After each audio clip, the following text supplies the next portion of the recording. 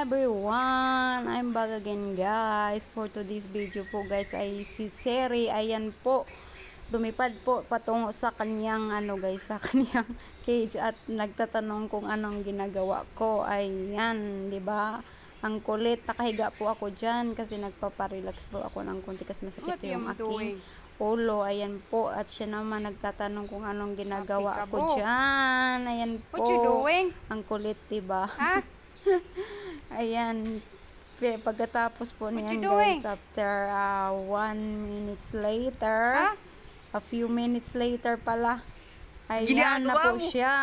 Ayan, kagat na nanggigigil po yan siya sa food stick niya guys. Ayan, wood po yan guys dati. Ayan, lagyan po may nakadikit-dikit po yan dati na pagkain pero naubusan niya. Ayan na lang po ang naiwan, ang stick po yan guys na may mga nakadikit na pagkain, mga seeds, kaso naubos na niya. Ayan, tapos yun na lang ang naiwan, kaya ayun, pinaglalaruan na lang niya yung stick na yan na wood.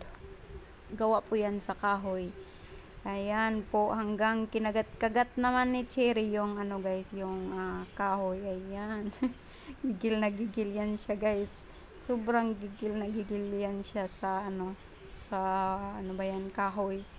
Ayan. Dati meron kayang yan guys, dalawa po yan piraso. Yung isa kaunti na lang nandiyan tinatago namin. Ayan, binili po yan Hipay sa US. Ayan, yung pong isa ubos na. Ayan, ilalagay lang po namin yan pag umalis kami. Medyo medyo matagalan. Ayan, ilagay namin dyan.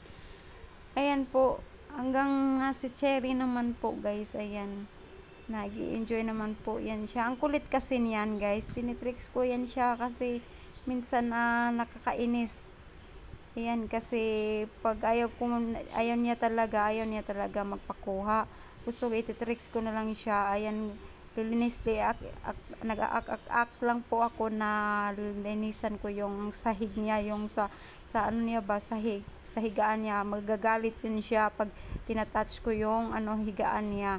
Ayan, yan siya mismo ang pumupunta at ayaw niya ipalagay yung aking kamay. Yan po ang tricks ko sa kanya, na yung parang galit siya na hindi niya pa yung higaan niya guys. Ayan, magagalit yan, kaya ang kulit kasi yan siya guys. Ayun po, diba, kagat niya yung kahoy. Kagat pa more. Ayan po yung aking Cherry na makulit.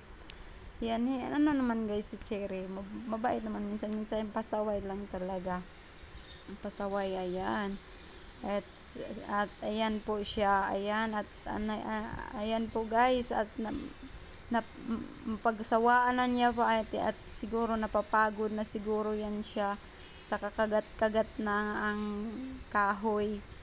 Ayan po, ayan, napapagod na yan siya guys, kaya nagpapaano na siya, ayan po, nagpapaano na siya dyan. Ayan. That's all for today's video guys. Thank you for watching. Don't forget to subscribe, like, comment, and share. And see you on my next